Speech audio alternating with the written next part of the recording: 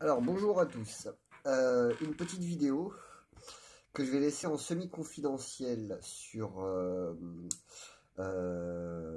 YouTube. Alors quand je dis en semi-confidentiel, c'est-à-dire que je vais pas la diffuser sur Facebook comme les autres vidéos que j'ai faites. Je vais la laisser sur le groupe. Alors j'ai 28 abonnés aujourd'hui. Donc ce que je voudrais faire, c'est un espèce de travail de groupe avec ceux qui ont envie, qui sont abonnés sur ma chaîne. Comme c'est un petit comité réduit pour l'instant, ça va permettre peut-être de faire, ce que je voudrais faire, c'est faire un aller-retour sur les compréhensions que je peux avoir, euh, vous les donner et regarder un petit peu comment vous les recevez, comment vous pouvez faire un retour. Alors ce que j'attends de vous, pour ceux qui veulent, c'est que vous me mettiez un petit commentaire en dessous de la vidéo sur ce que ça fait travailler chez vous, comment ça bouge, etc. Que ce soit assez interactif pour que, au fur et à mesure de chacune des vidéos que je vais faire derrière, je puisse répondre à certaines problématiques qui peuvent être soulevées par ce que je vais vous dire. Voilà. Euh, c'est un petit peu ce que je voudrais faire. Voilà. C'est sur les 28 personnes. Euh, alors, je vais travailler sur deux thèmes.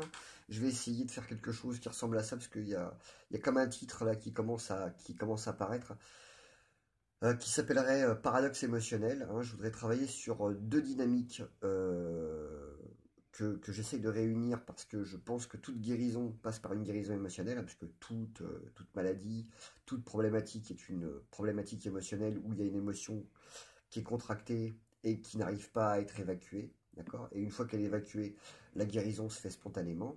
La deuxième problématique que je mets en lien, c'est le paradoxe. Le paradoxe, c'est que dans une dynamique causale, c'est-à-dire il y a des causes et des effets, d'accord? On va toujours au même point. C'est-à-dire quand vous allez voir un médium, un voyant, machin, il regarde votre passé, il sait à peu près où vous allez, parce qu'il sait à quoi vous résistez, donc il sait très bien là où vous allez atterrir. Euh, Quand on change de point de vue, quand on dévie de sa route et qu'on vit une autre expérience, c'est qu'à un moment donné, on a réussi à résoudre un paradoxe. Le paradoxe, c'est par exemple quand je fuis quelque chose, c'est vers là que je vais, d'accord? Et quand je veux aller vers quelque chose, normalement ça vient pas, hein. Ça vient pas parce que j'ai pas trouvé le centre, j'ai pas trouvé le sens, l'esprit. Et cet esprit-là, c'est cet esprit qui va me permettre de comprendre la problématique en trois dimensions. C'est-à-dire que je vais pouvoir regarder les deux faces comme les deux faces d'une même pièce. On pourrait presque voir ça comme un cube, comme quelque chose qui soit en trois dimensions, dans laquelle on peut voir toutes les faces, et dans ces faces-là, être capable de pouvoir observer quelque chose et son contraire. Et quand on arrive à observer quelque chose et son contraire, on trouve le centre. Au moment où on trouve le centre, ce truc-là disparaît.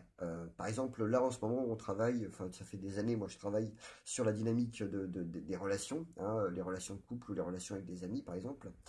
Et dans la relation d'amour, par exemple, dans la relation de couple, très clairement, j'ai réussi à résoudre mon paradoxe le jour où je n'ai plus besoin d'avoir quelqu'un dans ma vie. À ce moment-là, bah, toutes les personnes qui viennent sont les bonnes personnes, parce qu'on n'attend plus d'atteindre un point tout en haut, hein, genre je serai heureux que quand j'aurai quelqu'un dans ma vie, par exemple, ou d'un coup je suis heureux d'être moi avec moi-même, et donc tous les gens qui viennent, s'ils me rendent heureux, c'est bien, s'ils me rendent pas heureux, passez votre chemin. Euh, mais avec amour, c'est-à-dire que c'est plus pulsion-répulsion, hein, c'est j'attire à moi parce que j'ai besoin de me nourrir de l'autre, et puis répulsion parce que ah dark c'est dégueulasse à bouffer. Et au lieu de ça c'est bah tiens toi qu'est-ce que tu as à m'apporter, qu'est-ce que ta présence peut me permettre de comprendre sur moi, et au fur et à mesure d'affiner cette compréhension et de laisser l'autre être euh, ce qu'il est en notre présence, et de trouver la bonne distance entre soi et l'autre. Voilà. Donc là, je dirais, il y a je sais pas, quelque chose comme 4-5 ans, j'ai réussi à résoudre ce paradoxe, hein. Ça s'est manifesté comme ça chez moi. C'est-à-dire qu'à un moment donné où c'est comme une respiration, d'un coup ça s'est éclairé sur toutes les histoires que j'ai eues quand depuis que j'avais 15 ans, d'un espèce de contrat que j'avais fait avec moi-même, dans lequel je voulais absolument être heureux, et pour moi être heureux, et c'était trouver l'amour. Et donc forcément, bah, j'allais vers ça, hein, et en même temps, bah, je me fuyais moi pour pouvoir le trouver, et donc j'arrivais pas à résoudre mon paradoxe. Au moment où j'arrive à le résoudre, d'un coup, toutes les personnes sont de bonnes personnes, hein, qu'elles viennent pour te mettre une baffe ou qu'elles viennent pour te faire un bisou, finalement, ça se résout, voilà. Aujourd'hui, je travaille sur des problématiques qui sont beaucoup plus complexes, par exemple, qui sont sur le rapport à l'argent. Voilà. Alors, je sais pas, je vais peut-être pas m'étaler aujourd'hui beaucoup sur le rapport à l'argent, mais par exemple sur le rapport à l'argent, qui est pareil aussi un rapport émotionnel, hein, puisque les deux sont en relation. Par exemple, la peur du manque va faire qu'on va aller travailler pour un patron, donc on va se faire baiser par quelqu'un qu'on n'aime pas. Quand je dis on va se faire baiser, c'est-à-dire qu'on va accepter qu'il nous fasse l'amour, hein, c'est-à-dire lui comme lui il sait faire, hein, pour gagner de l'argent. Cet argent-là, ensuite, on l'aura gagné ce qu'on appelle à la sueur de notre front, et puis on va le dépenser la plupart du temps, hein, dans des vices. Et c'est le vice, hein, tiens, regarde, hop là, là, c'est les vices qui vont prendre un tant de pourcentage euh, de ce qu'on gagne pour alimenter un système défaillant parce qu'on ne s'aime pas encore suffisamment soi-même. Donc dans ce vice, ces vices-là, on va courir après. Euh, et c'est pas le problème, c'est pas de fumer, d'être addict à la cigarette, à l'alcool, au sexe ou aux jeux vidéo et à quoi sais-je. Le problème, c'est pas d'aimer ça, hein. Le problème, c'est que si ces choses-là passent avant les besoins, et je le vois moi par exemple en cigarette, ou les jours où je peux avoir un manque d'argent, bah, je vais privilégier la clope à la bouffe, hein. Je peux passer, je sais faire des jeûnes, hein, pendant 6, 7, 8, 10 jours. Si j'ai pas assez et que bah, je vais me dire tiens je vais faire un jeûne, hein, ça je suis capable.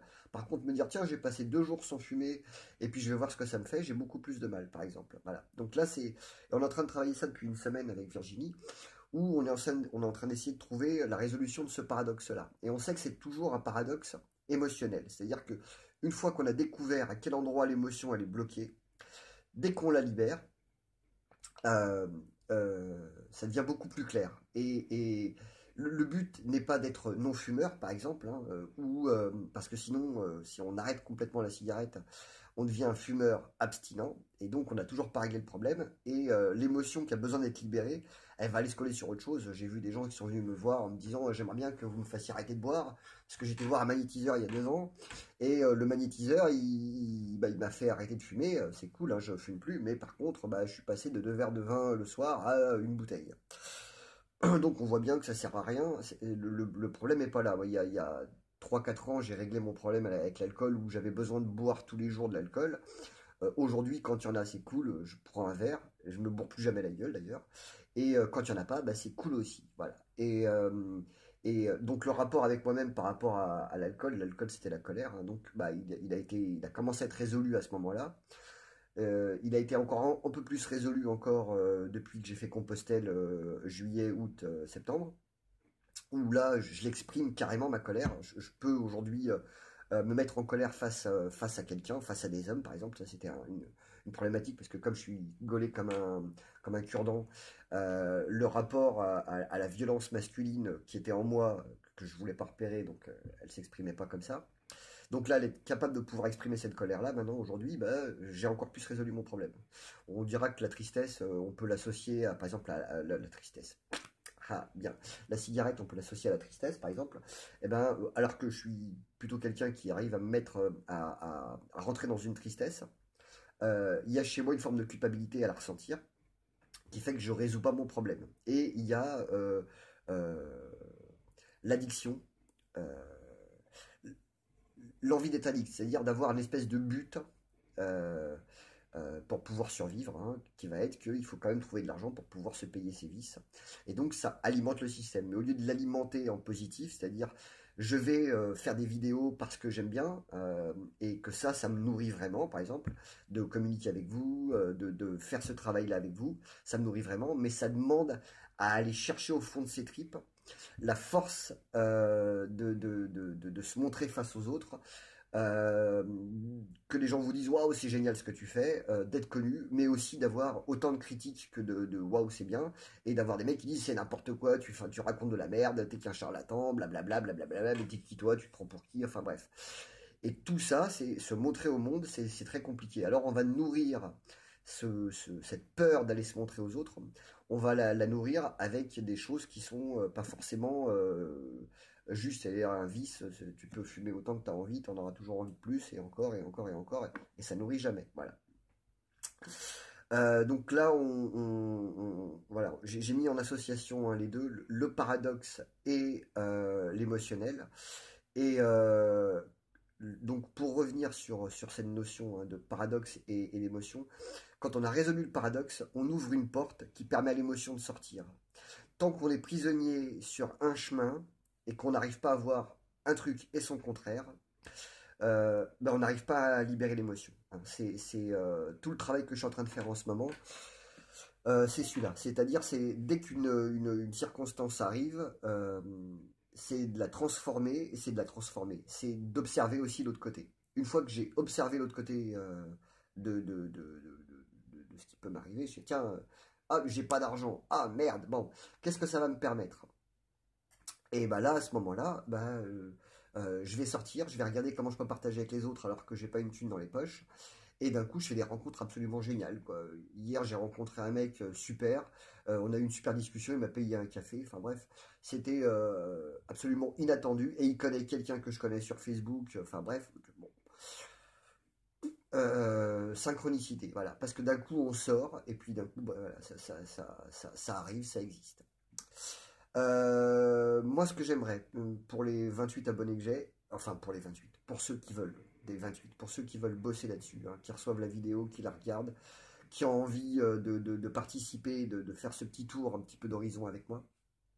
Ce que je vous demande, c'est soit, parce que je pense qu'on est tous amis sur Facebook, soit vous m'envoyez un MP, soit vous mettez un com en bas de cette vidéo pour me dire sur quoi vous voudriez bosser, sur quoi ça résonne, hein. Alors, les vraies problématiques spirituelles, qui sont des problématiques spirituelles incarnées, sont celles qui concernent l'animal que nous sommes. Donc, les astros avaient bien trouvé, hein. C'est-à-dire que c'est travail, argent, amour, santé, d'accord? Ces quatre-là sont les quatre piliers sur lesquels on se pose pour trouver la quintessence. Il faut mettre de l'esprit dans ces quatre-là, d'accord, hein? Jodorowsky disait corps, relationnel, émotionnel, mental. C'est exactement la même chose. Le corps, ça va être la santé. L'amour, c'est le sexuel créatif, hein, donc le relationnel. L'émotionnel, bah, ça va être ce qu'on va faire avec l'argent, hein, et le mental, ça va être, ou alors l'émotionnel, c'est le travail, et le mental, c'est l'argent. Bref. Donc, les mettre dans les bonnes cases. Donc, mettez-moi un commentaire sur quoi vous voulez qu'on bosse, et en groupe restreint, ça va nous permettre d'aller travailler correctement. Si vous connaissez quelqu'un qui connaît quelqu'un que ça pourrait intéresser aussi de bosser, vous le faites rentrer dans le groupe. Les les vidéos seront pas en privé, hein, juste elles seront pas diffusées sur Facebook pour que personne ne tombe là-dessus par hasard, on va dire. Enfin, s'il tombe là-dessus, ça sera jamais un hasard. Donc voilà. Et qu'on puisse bosser ensemble. Voilà. J'espère que ça vous aura plu. J'espère que les quelques explications que je vous ai données vous auront permis de comprendre certaines choses. Et puis si ça vous intéresse. Voilà. J'ai l'impression de m'être répété au moins 10 fois là-dessus parce que je suis en train de chercher ma propre légitimité à le faire. Voilà. Plein de bisous, amusez-vous bien, à bientôt, ciao ciao ciao.